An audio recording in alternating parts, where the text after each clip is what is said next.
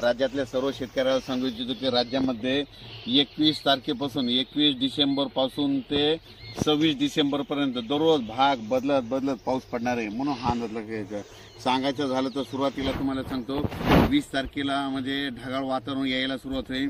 म्हणजे 20 तारखेला सांगलीकडे जतकडे तिकडे कर्नाटककडे पाऊस पडायला दिसत। 21 ला तो पाऊस, त्याच्यानंतर परत तो पाऊस पुढे सरकल। 22 ला तो पाऊस लगेच विदर्भाकडे जाईल। 23 ला लगेच मराठवाड्याकडे येईल। 24 ला लगेच इकडे उत्तर महाराष्ट्र पश्चिम महाराष्ट्राकडे जाईल। 25 ला पुन्हा आणखीन विदर्भाकडे जाईल।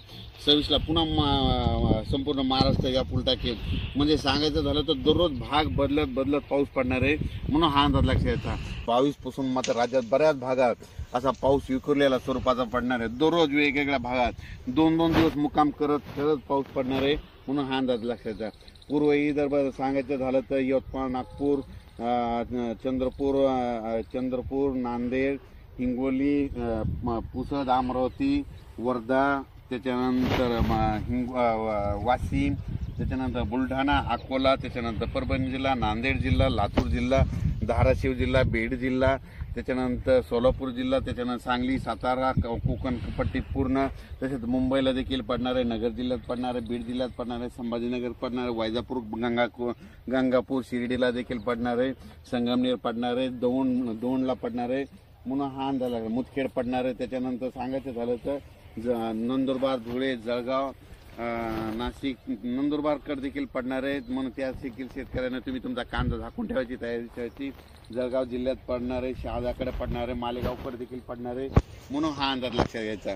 राज्यातल्या सर्व शेतकऱ्यांना सांगू इच्छितो की सांगायचं म्हणजे दररोज म्हणजे 21 तारखेपासून ते 26-27 पर्यंत दररोज वेगवेगळ्या भागात 2-2 दिवस मुक्काम करत पाऊस पडणार आहे।